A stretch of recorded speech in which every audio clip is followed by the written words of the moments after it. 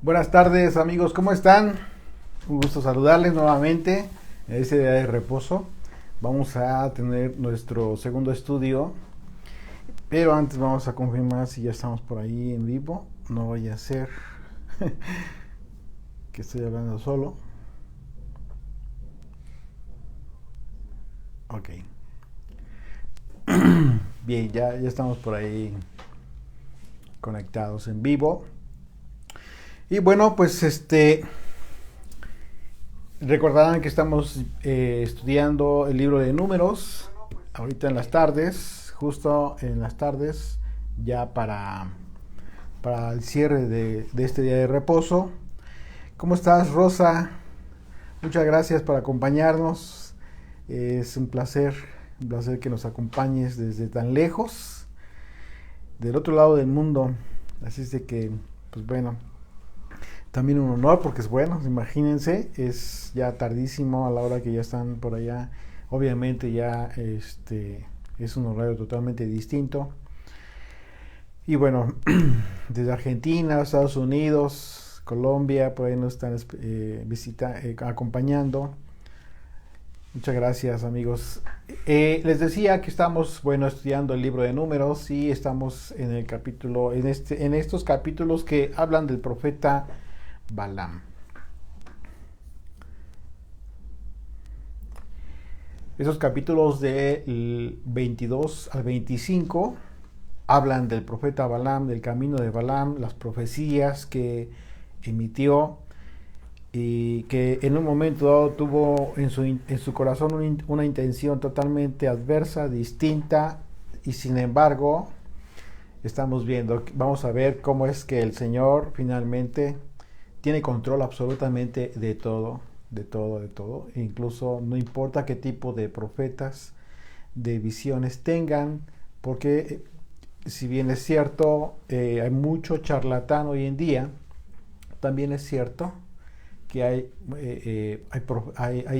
personas con dones, siempre ha habido a través de la historia, con dones sobrenaturales. Y eso el Señor lo ha permitido para el cumplimiento de sus planes divinos en su pueblo. Así es de que muy importantes estos capítulos. El capítulo anterior, el capítulo 22, estuvimos analizando esta actitud, la actitud de Balaam, cómo es que muchas personas pudieran identificarse con esa misma actitud que tuvo Balaam. Y cuando en realidad siempre tuvo en su corazón una ambición, un amor por el dinero, por las ganancias ilícitas, un profeta por el asalariado, digámoslo así, pudiera ser un profeta asalariado. Así es de que, pues bueno, es importante que nosotros identifiquemos estas actitudes, porque hoy en día y cada día se van a incrementar este tipo de personas que se identifican con este tipo de actitudes que pudieran engañar fácilmente a muchas personas, con mensajes que se difunden aparentando tener la verdad, mensajes que mezclan de verdad con mentira, con fábulas, con fantasía, personas que están queriendo regresar a muchos al sincretismo religioso, en donde hablan de vientos, de aspectos sobrenaturales, que como si estuvieran descubriendo el hilo negro. Y es algo que hemos estado insistiendo mucho. Lo que podemos descubrir para nosotros mismos, son aspectos ocultos en la propia escritura que solamente son perceptibles a través de la profecía bíblica a la que todos tenemos acceso, tú y yo como estudiantes. ¿Cuál es esa profecía bíblica? El otro aspecto de la profecía bíblica tiene que ver con el conocimiento de las escrituras, pero un conocimiento que te provee el Espíritu Santo, el Espíritu de Dios, y que te permite tener un entendimiento más profundo de las Escrituras, descubriendo los secretos de las Escrituras. Y esto solamente no es descubrir el hilo negro, es simple y sencillamente te lo permite o te lo provee Dios mismo a través de su Espíritu, pero por tu propio hábito en el estudio y en la constancia del estudio de las Escrituras. Si tú no estudias las Escrituras, es muy fácil que de repente te confundas o alguien te engañe, y va a tener éxito. Va a tener éxito en engañarte o engañar a otros. Así es de que si tú que nos acompañas en este ministerio, mira, este ministerio se ha caracterizado desde que inició por ser pocos. Somos poquitos. Y tiene mucho sentido. Les invito para que lean las letras chiquitas del logotipo de Estudiantes de la Biblia, donde está la Biblia. Revisen esa cita bíblica y van a entender por qué. Van a entender por qué razón en este ministerio, en este pequeño servicio, en el cual nos honramos en servirles a ustedes, son pocos y no muchos. El Señor nos permite a todos, no nada más a nosotros, a todos nos permite entender las cosas ocultas de las Escrituras, las cosas sobrenaturales, llegar a tener un entendimiento espiritual de las Escrituras y aterrizarlo en nuestras vidas prácticas cotidianas para poder tener vidas en espíritu. Y nosotros en un momento dado hemos entendido esto, y esa es la razón por la cual podemos también entender las palabras del Maestro. La puerta que verdaderamente nos lleva a la vida eterna es una puerta estrecha, y son pocos, no son muchos, no son millares, no son miles los que en un momento dado están decidiendo o queriendo decidir por esa puerta estrecha. Más bien son muchos los que están queriendo decidir por la puerta ancha. Ese es el problema. Y nosotros en un momento dado simplemente estamos entendiendo esto, y es fácil, como les decía, es muy fácil que de repente la gente busque mucho el sensacionalismo en mensajes que se están difundiendo en los medios, en las redes. Así es de que nuestra invitación, nuestra exhortación es a que tú te conviertas en un estudiante apasionado de las Escrituras, que manifiestes tu amor a Dios y a Yeshua, nuestro Salvador, pero de una forma certera. ¿Cómo? A través del estudio constante de las Escrituras, a través de tu propia madurez en el entendimiento de las Escrituras, para que tú mismo tengas la capacidad que Dios te da a través de su Espíritu, de poder orientar a otros que están buscando ser orientados, de muchas personas que quizás están empezando, quieren conocer a Dios, pero no saben ni por dónde empezar. No te digo que los invites a este ministerio, no, hay muchos ministerios que son honestos y que sirven sinceramente al Señor, hay muchos. Pero mi punto es muy simple, que tú seas un vínculo directo para aquellas personas que están buscando ser orientadas, que están buscando no ser engañadas y que buscan la verdad. Así es de que ese es el propósito de este ministerio, que seamos estudiantes de las Escrituras, de las Sagradas Escrituras. Y esa es la razón por la cual estos capítulos, les decía, de los 22 al 25, que hablan del profeta Balaam, pues nos hablan precisamente de esta importancia de actitudes, que a final de cuentas vamos a ver en este capítulo 23 cómo es que el Señor tiene control absolutamente de todo y de todos aquellos los que el Señor en un momento dado decide qué es lo que van a hablar y qué es lo que no pueden hablar. Para tomar contexto, vamos a tomar desde el versículo 38 del capítulo 22 del libro de Números. Dice: Balaam respondió a Balac: he aquí yo he venido a ti, mas pondré ahora, dice, más podré hablar alguna cosa, dice el profeta. La palabra que Dios pusiere en mi boca, esa hablaré. Y fue Balaam con Balac y vinieron a Kiriat Usot. Y Balac hizo matar bueyes y ovejas, envió a Balaam a los príncipes que estaban con él. El día siguiente Balac tomó a Balaam y lo hizo subir a Bamot Baal, y desde allí vio a los más cercanos del pueblo.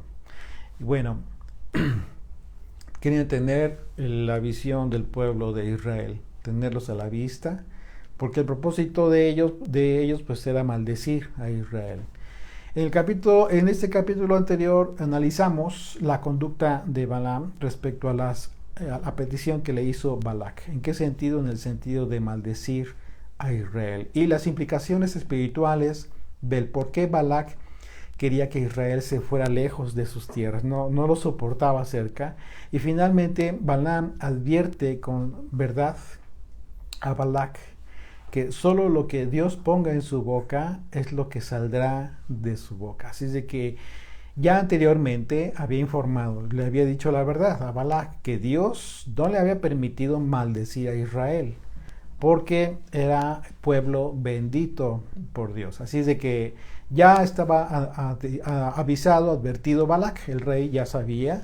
Sin embargo, estaba en esa situación de insistir. Y Balac llevó a Balaam, al profeta, a este lugar llamado Bamot Baal.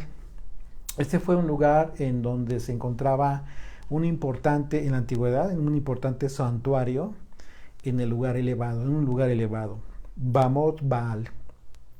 Recordemos que una de las prácticas de la adoración idolátrica a los dioses falsos desde tiempos de la antigüedad era precisamente que se daba en lugares altos, Este asentamiento se menciona posteriormente ya en la distribución de las tierras para Rubén, en el caso de la tribu de Rubén. Dice Josué capítulo 13, verso 15: dio pues Moisés a la tribu de los hijos de Rubén conforme a sus familias, y fue el territorio de ellos desde Aroer, que está a la orilla del arroyo Arnón, y la ciudad que está en medio del valle, y toda la llanura hasta Medeba, Hesbón, con todas sus ciudades que están en la llanura, Dibón, Bamot Baal, aquí está, Bet Baal, Meón. Este lugar se encontraba cerca del río Arnón, como estamos viendo aquí en la descripción, y al estar en un lugar alto, estratégicamente se encontraba en una posición dominante, porque desde este lugar, Balaam pudo ver a toda la extensión del pueblo de Israel. Y la palabra Baal, que se utiliza aquí en este contexto de la escritura, se expone, es en el contexto de la palabra Señor, como traducción, Señor, en relación a el dios moabita Quemos. Así es de que, pues imagínense este lugar donde llevaron a este profeta, justo estaban todos los elementos para maldecir al pueblo de Dios. Dice el capítulo 23, verso 1: y Balaam dijo a Balac: edifícame aquí 7 altares, y prepárame aquí 7 becerros y 7 carneros. Balac hizo como le dijo Balaam, y ofrecieron Balac y Balaam un becerro y un carnero en cada altar. Pero fíjate cómo es que Balaam le dice a Balac: edifícame aquí altares. Y de acuerdo a las leyes del sistema sacrificial, ustedes deben de recordar que la construcción de un altar debía tener el propósito de santidad y de honor a Dios, al Dios de Israel. De hecho, en el tipo de construcción que Dios estableció como mandamiento, se establecían esta característica. Sin embargo, vemos que aquí el profeta Balaam no fue quien construyó el altar. Como en su momento, por ejemplo, vemos cómo es que dice la escritura que Abraham construía un altar. Noé construyó un altar y en determinadas circunstancias y ocasiones construían, hacían un altar y ofrecían sacrificios a Dios. Pero lo hacían ellos, no mandaban a gente ajena, ¿no? Y en este caso Balaam le dice, constrúyeme. Entonces aquí es obvio que, aunque le dijo al rey, constrúyeme aquí, no lo hizo el rey, sino pues, obviamente las gentes que estaban a su mando. Y así es de que de antemano vemos que el propósito de dichos altares, el propósito no reunía el requisito más importante que tiene que ver con la santidad y el honor a Dios, al Dios de Israel. O sea, en ese sentido, no cumplía con ese requisito, por cuanto que el propósito de dichos altares era poder maldecir a Israel. De entrada, era una contradicción. Y dicha maldición, el propósito pues era que tuviera un efecto sobrenatural en un momento dado. Lo cual por supuesto que no podría suceder en un altar edificado al Dios de Israel. Dice Éxodo capítulo 20, a partir del verso 21. Entonces el pueblo estuvo a lo lejos y Moisés se acercó. Es el momento en que Dios da las 10 declaraciones que conocemos como los 10 mandamientos ahí. Y después de esto dice, entonces el pueblo estuvo a lo lejos y Moisés se acercó a la oscuridad en la cual estaba Dios. Y el Señor dijo a Moisés, así dirás a los hijos de Israel, vosotros habéis visto que he hablado desde el cielo con vosotros, no hagáis conmigo dioses de plata. Aquí está una vez más la prohibición para la idolatría, ni dioses de oro os haréis. Y aquí habla del altar, verso 24, altar de tierra harás para mí, y sacrificarás sobre él tus holocaustos y tus ofrendas de paz. En la mañana vimos este concepto, el concepto de ofrendas, ¿recuerdan? Que tiene que ver precisamente con este aspecto.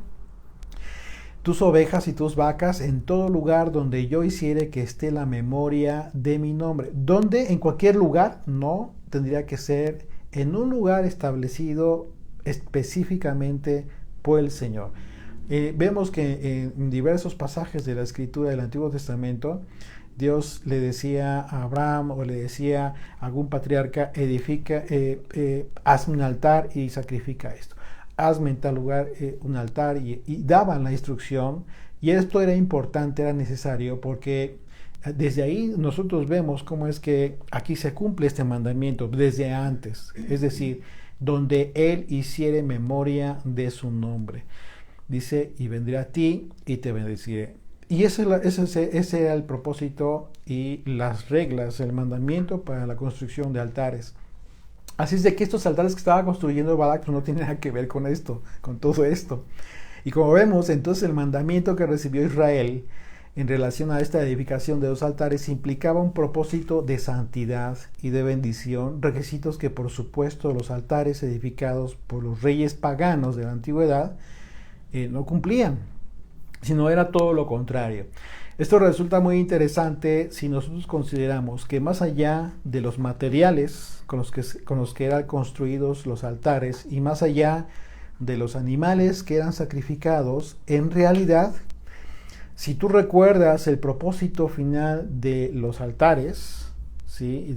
y de los holocaustos, de las ofrendas, que era cumplido de acuerdo a las condiciones de las personas que lo construían, porque el sacrificar animales en los altares era una representación de un ofrecimiento como de sí mismo de las personas, a Dios, como si ellos mismos se ofrecieran a Dios, se consagraran a Dios.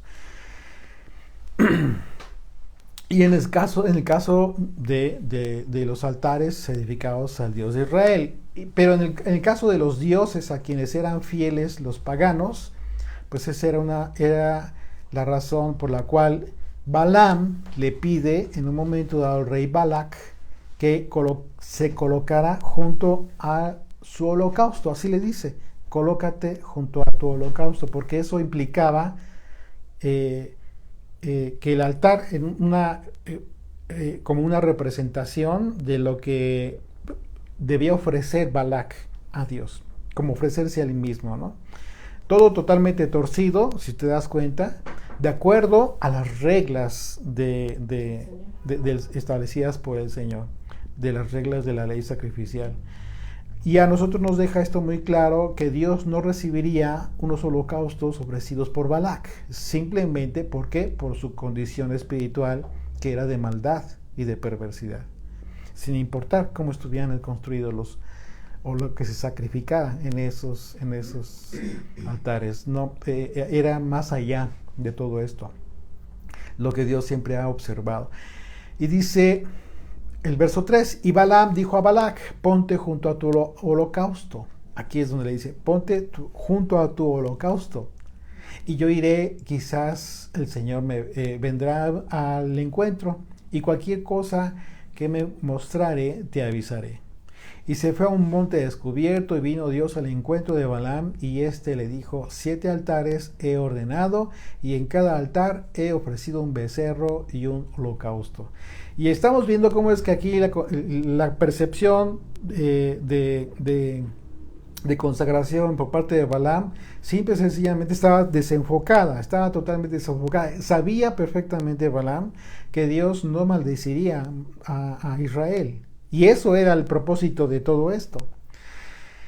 Dice el verso 5, y el Señor puso palabra en la boca de Balaam y le dijo, vuelve a Balac y dile así. Bueno, Dios vino a Balaam, pero no por causa de los holocaustos, esto es claro, sino porque desde antes el Señor ya le había dicho a Balaam que pondría palabras en su boca. Así es de que el Señor estaba pendiente de lo que estaba sucediendo en este acontecimiento. Por eso, los holocaustos ofrecidos y sus propósitos, según Balac, pues no surtieron ningún efecto, porque en realidad el propósito del Señor era dejar en claro a Balac, al rey, y a Balaam, el profeta, que el Todopoderoso estaba del lado de Israel. Dios estaba pendiente de todo lo que estaba sucediendo y tendría control de todo esto. Dice el verso 6, y volvió a él, y he aquí estaba él junto a su holocausto. Muy digno, ahí Balac, pretendiendo ofrecerse al Dios de Israel en consagración a través de estos holocaustos. Él y todos los príncipes de Moab. Y él tomó su parábola y dijo, de Aram me trajo Balac, rey de Moab, de los montes del oriente. Ven, maldíceme a Jacob, y ven, execra a Israel. ¿Por qué maldeciré yo al Dios a que Dios no maldijo? ¿Y por qué de execrar al que el Señor no ha execrado? Porque de la cumbre de las peñas lo veré, y desde los collados lo miraré, y he aquí un pueblo que habitará confiado, y no será contado entre las naciones. ¿Quién contará el polvo de Jacob o el número de la cuarta parte de Israel? Muera yo la muerte de los rectos, y mi postrimería sea como la suya. ¡Wow! Imagínate. Ahora bien, muchos que leen estos pasajes consideran o dan por hecho que fue una profecía de Balaam. Pero reflexiona una vez más. ¿Realmente fue Balaam? ¿O fue Dios Dios a través literalmente de este profeta, que en realidad en ese momento no tenía el más mínimo control de su hablar? Lo mismo que sucedió, lo mismo que hizo Dios con el asna, que la hizo hablar, que puso palabra en su boca, lo mismo estaba haciendo con Balaam, diciéndole literalmente, de la misma manera que yo hago con un animal, hago contigo. ¿Por qué? Porque mi voluntad y mi bendición prosperará, quedará firme. Y aquí lo está manifestando el Señor. Era Dios mismo llevando a cabo esta bendición, esta profecía de bendición impresionante para Israel. La palabra parábola que vemos aquí, como dice el texto que dijo que iba a anunciar el profeta, en el hebreo es la palabra mashal. que se traduce como un discurso emitido con superioridad mental. Lo que significa que lo que estaba a punto de expresar el profeta Balaam efectivamente era un acto totalmente sobrenatural si consideramos que no fue el propio Balaam quien expresó dichas palabras por su propia elocuencia y espontaneidad y voluntad, sino de forma sobrenatural fue Dios quien le hizo hablar estas palabras.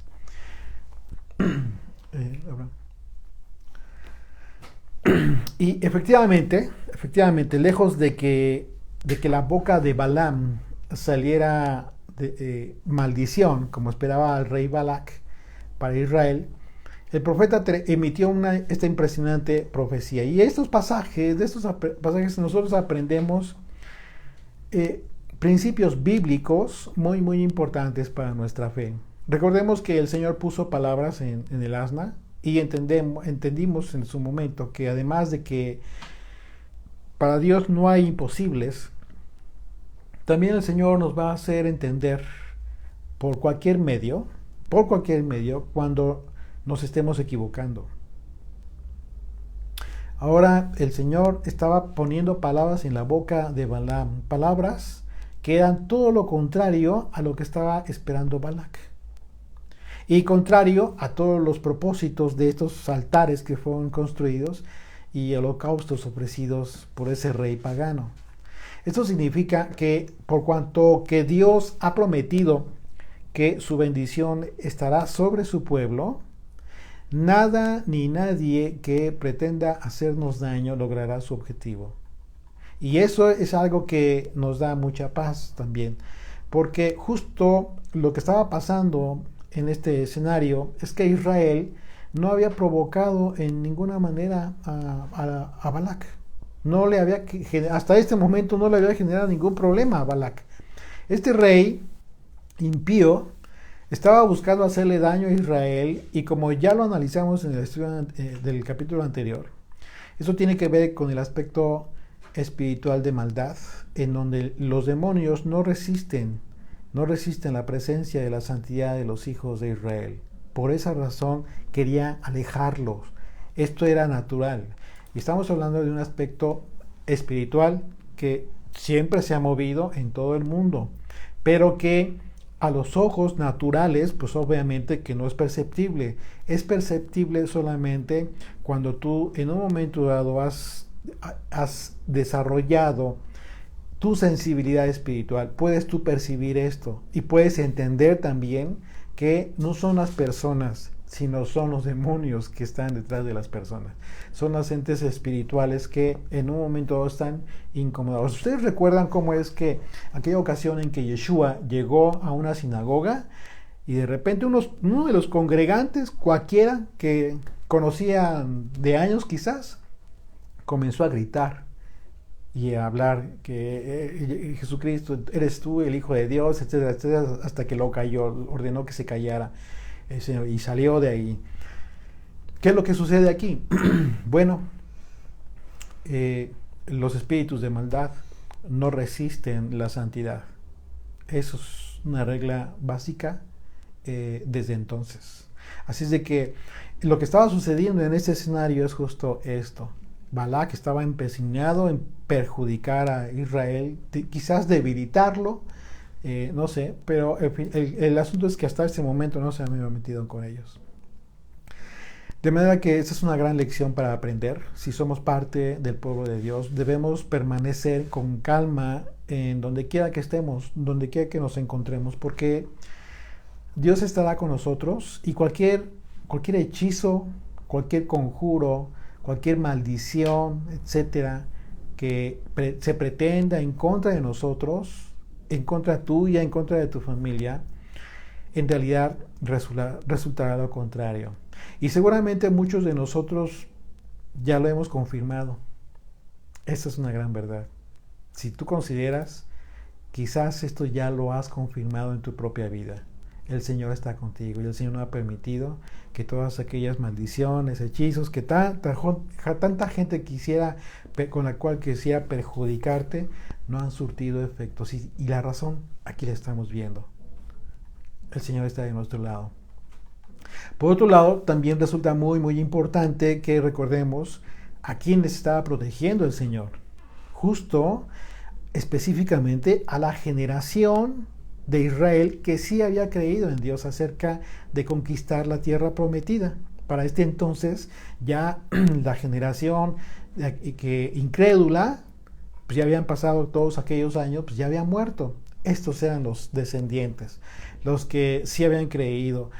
Y lo que dice, y esto lo dice, de lo que se trata es de que el pueblo de Dios, en un momento dado, tiene que también ser constante y consciente de lo que Dios ha prometido. Y en ese sentido, creerle al Señor.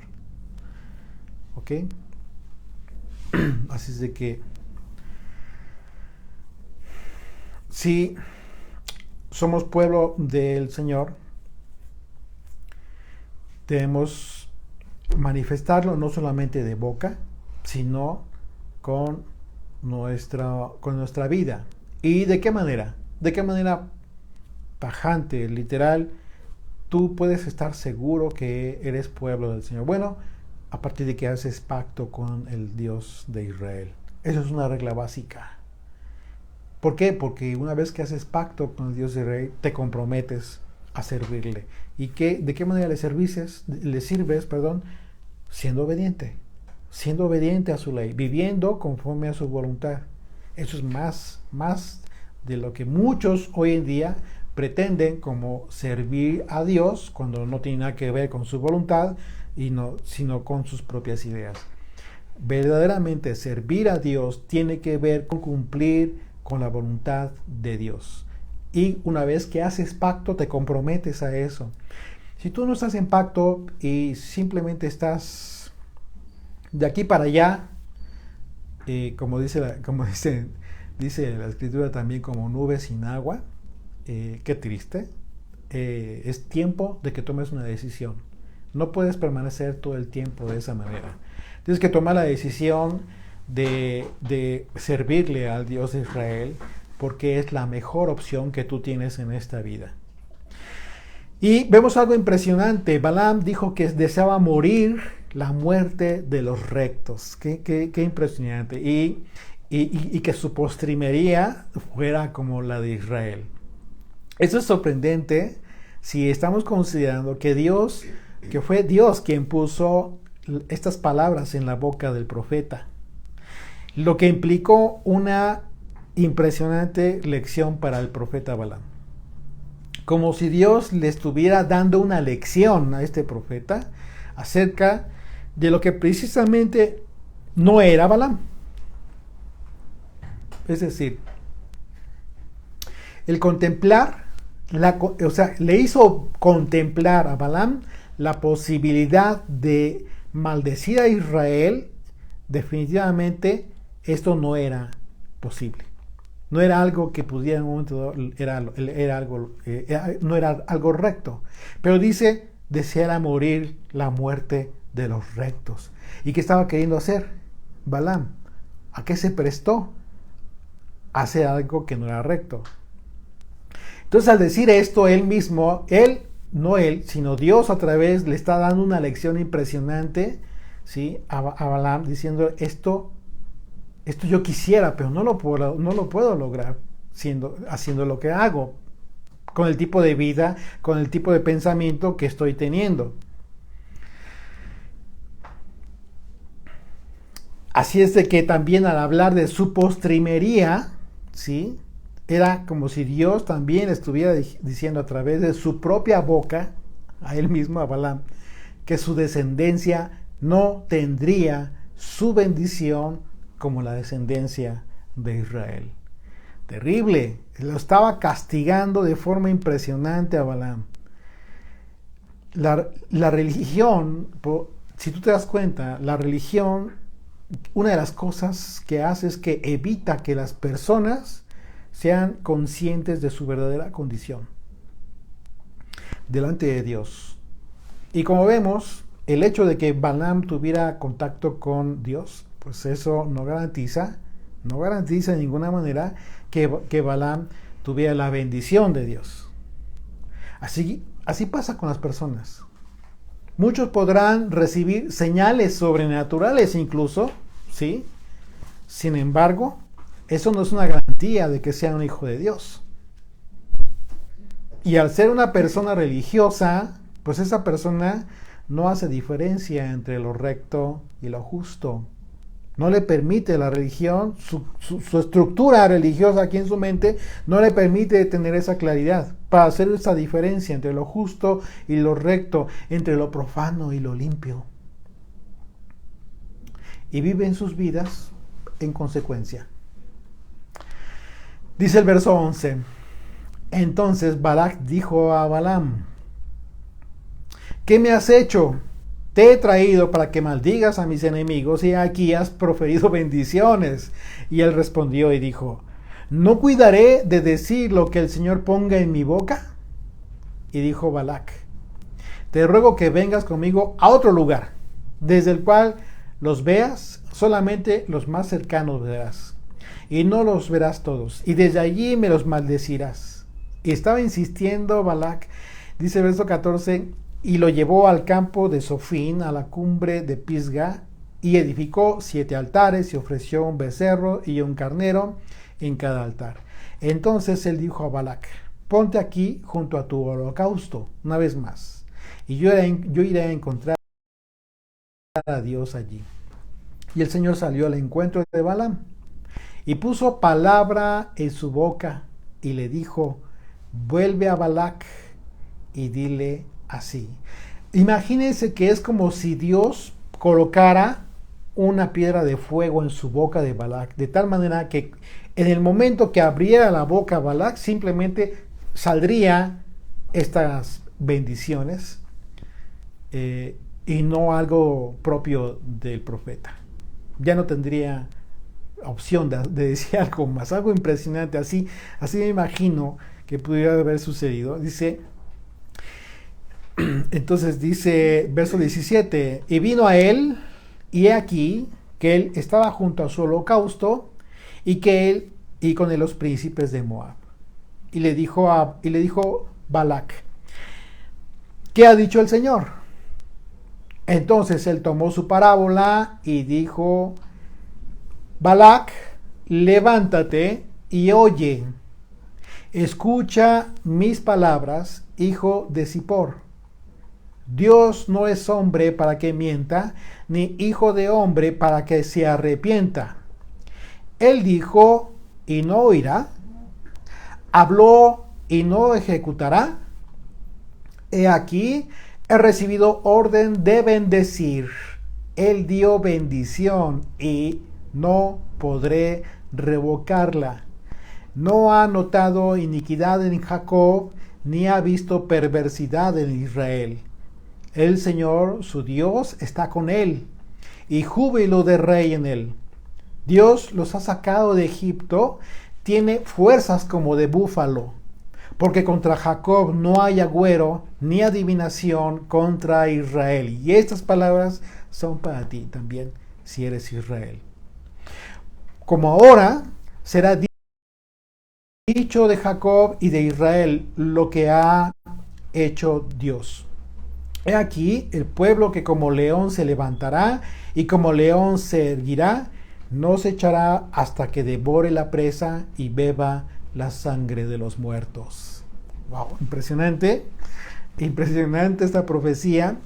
En esta ocasión, el rey Balac recibió una reprensión de parte de Dios, primeramente porque le habló directamente a él, y era Dios poniendo palabras en la boca de Balaam. Así es de que lo que el Señor le dijo a Balac fue que la naturaleza divina del Todopoderoso impide que el Señor falte a su palabra, porque Él siempre dijo desde la antigüedad: por mí mismo he jurado.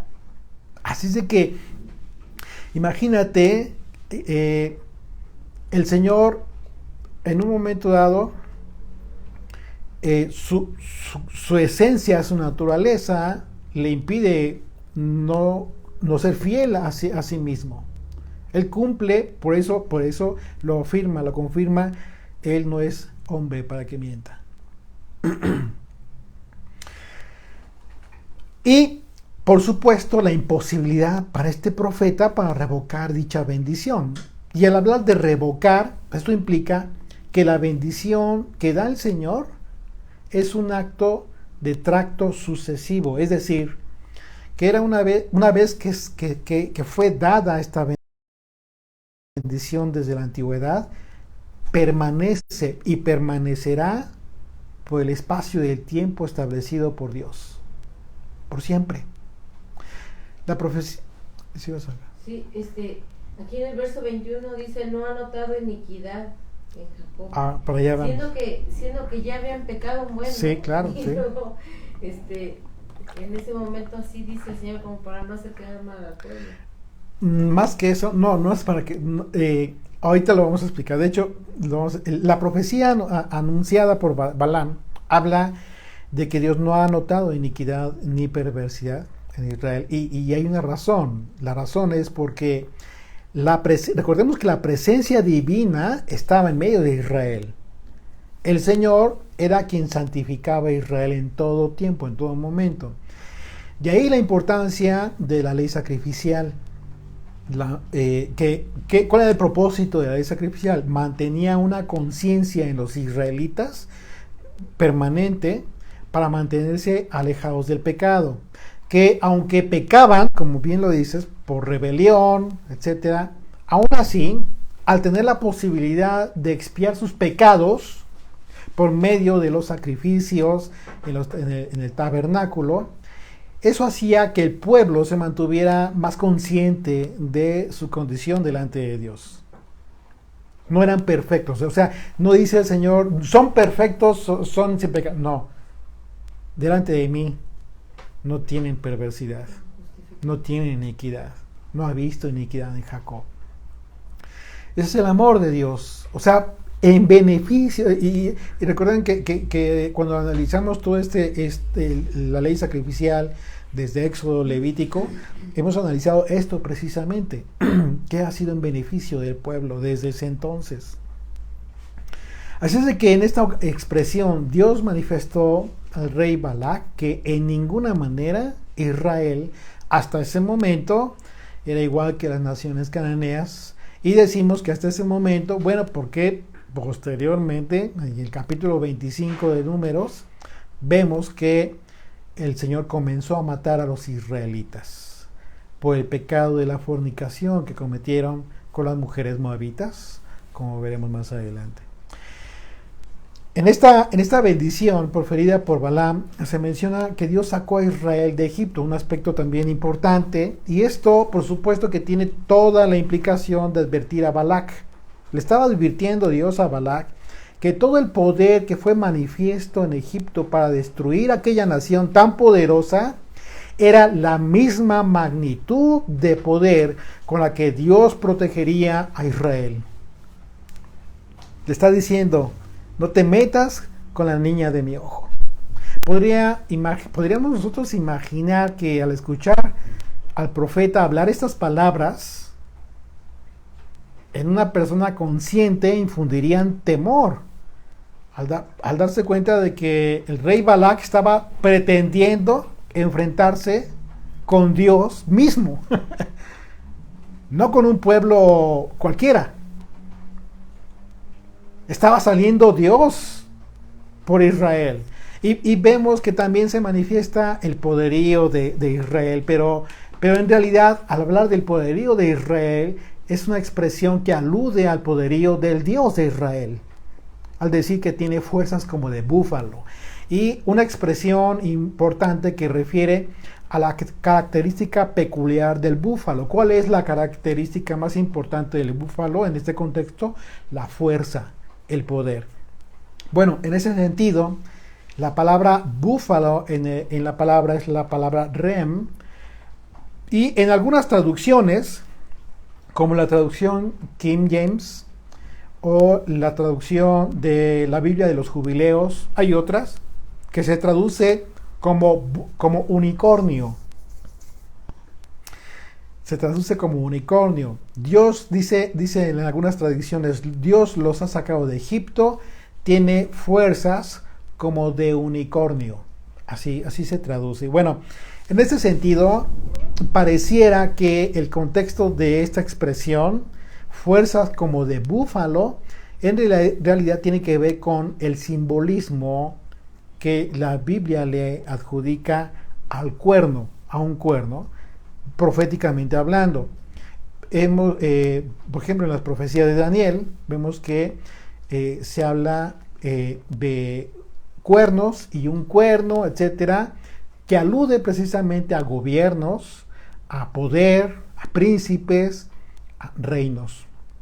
Así es de que, pues bueno, es importante esta expresión, porque habla de un poderío, un poder impresionante por parte del Señor y de su pueblo. Y la palabra hebrea para cuerno, pues es la palabra kerem, que se traduce como fuerza, como poder, poderío. Así es que es muy clara la manifestación que hizo Dios a través de esta profecía acerca del poder que estaba cubriendo a Israel en ese momento, protegiendo al primogénito de Dios. Entonces, dice el verso 25, dice, entonces Balac dijo a Balaam, ya que no lo maldices, tampoco lo bendigas. Verso 26, respondió y dijo Balac, Balaam respondió y dijo a Balac, ¿no te he dicho que todo lo que el Señor me diga, eso tengo que hacer? Fíjate la respuesta que está dando este profeta. Eso tengo que hacer. Podría pensarse que Balaam está siendo muy obediente a la voluntad de Dios. Sin embargo, debemos poner mucha atención aquí a la actitud y las circunstancias en las que se encontraba el profeta y en cómo se desarrolla esta aparente obediencia de Balaam. Porque en su propia expresión está diciendo al rey Balac que no le era posible maldecir a Israel, aunque quisiera. Por eso dice, todo lo que diga el Señor que diga, eso tengo que hacer. O sea, lo tengo que hacer. ¿Cuál era el problema? Que no podía irse y ya. O no podía, adiós, ya. Estaba amarrado, estaba comprometido con Balac, no lo iba a dejar ir, porque ya se había comprometido, y tampoco el Señor lo iba a dejar ir. Ahora estaba cumpliendo la voluntad del Eterno. Es decir, que esta actitud de una supuesta obediencia, en realidad no es así. ¿Cuántas personas conoces tú que se refieren de esa manera al Shabbat, por ejemplo, el día de reposo? Tienen que. Cuando otros dicen, qué alegría, qué gozo, bendito Dios por el día de reposo. Hay una gran diferencia. Y todos guardan el día de reposo. Sí, pero hay unos que aquí se ve la diferencia. Estas actitudes son vitales. Y esto es lo que aprendemos a través de esos pasajes. La actitud de una persona que se complace en cumplir la voluntad de Dios, nunca dice que tiene que hacerlo, sino que se complace en hacerlo. Y eso es manifiesto en sus expresiones, se nota, se ve. Era obvio que en este caso Balaam se encontraba en realidad como un reo literal, porque no podía solamente irse de ahí, porque estaba ahí comprometido con el rey Balac. Aceptó el ofrecimiento del rey. Pero por otro lado, de forma sobrenatural, estaba totalmente impedido para maldecir a Israel, porque Dios tenía control absoluto de su boca. Balaam era reo de su propia iniquidad. Y dice el verso 27, y dijo Balac a Balaam, te ruego que vengas, te llevaré a otro lugar, por ventura pero parecerá bien a Dios que desde ahí me lo maldigas. Fíjate bien nada más, lo que está insistiendo este hombre, sin tener entendimiento de lo que estaba sucediendo. Dice el verso 28, y Balac llevó a Balaam a la cumbre de Peor, que mira hacia el desierto. Entonces Balaam dijo a Balac, edifícame aquí 7 altares y prepárame aquí 7 becerros y 7 carneros. Y Balac hizo como Balaam le dijo, y ofreció un becerro y un carnero con cada altar. Y bueno, definitivamente es clara la enseñanza que estamos recibiendo en estos pasajes por parte del Señor. La actitud de los que buscan maldecir a los hijos de Dios puede afianzarse en las personas. Esta actitud puede afianzarse en las personas que aborrecen a Dios. Y en ello pueden manifestar el endurecimiento de su corazón, como vemos en el caso del rey Balac, es afirmado por su propia iniquidad. Así es que, como sucedió con Faraón, así, de esa misma manera, quien a pesar de ver con sus propios ojos el poder tan grande que protegía a los hebreos en aquel entonces, no tuvo la capacidad del razonamiento ni la lógica para entender, haciéndose necio, y en su corazón endurecido fue expuesta su debilidad ante la majestad y ante el poder del Dios de Israel, el que se glorifica en todo aquel que aborrece de todo lo que proviene de Dios. Amén. Amén. Bendito eres, Padre eterno, gracias te damos por esta palabra derramada en este día. Gracias, Padre eterno, porque tú eres tan misericordioso y fiel, Señor, que ves a la niña de tus ojos como algo sin iniquidad y algo santo, Padre. Gracias porque solamente a través de ti, Yeshua, somos justificados. Solamente a través de ti, Yeshua, nos puedes ver de esa manera. Gracias te damos, Padre eterno, porque tu pueblo en todas partes del mundo es guardado por ti, Señor, y eso es una tranquilidad, porque tú dijiste, Yeshua, que ni uno se iba a perder, oraste por eso, Señor. Sí, Señor. Gracias porque sabemos, Padre eterno, que aún ante adversidades en las que estemos viviendo, tú estás bajo el control de eso y tu nombre sea glorificado, Padre. Guarda la vida de nuestros hijos, la vida de los hijos de nuestros amigos, Padre, que se encuentran aquí conectados. Yo te pido, Padre eterno, que permanezcas en esta generación que continúa, Padre, para que tu nombre no se pierda, para que nuestra descendencia, Señor, sea contada con la descendencia de Abraham, de Isaac y de Jacob. Sí. Por tu misericordia, Padre, te lo pedimos. En el nombre y por los méritos de Yeshua. Amén. Amén. Amén. Pues bueno, gracias amigos, gracias por por su compañía en este tiempo. Gracias por habernos acompañado en estos 2 estudios, en este día de reposo. Para nosotros es un honor muy grande, como siempre, y ustedes lo saben.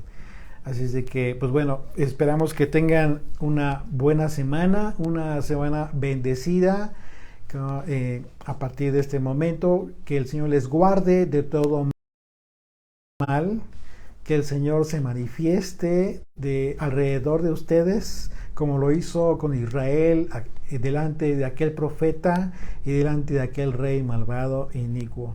Que el Señor les prospere, les bendiga y les guarde en todo tiempo. Que les manifieste su amor, su misericordia, su poder y su grandeza. Amén. Shalom, amigos.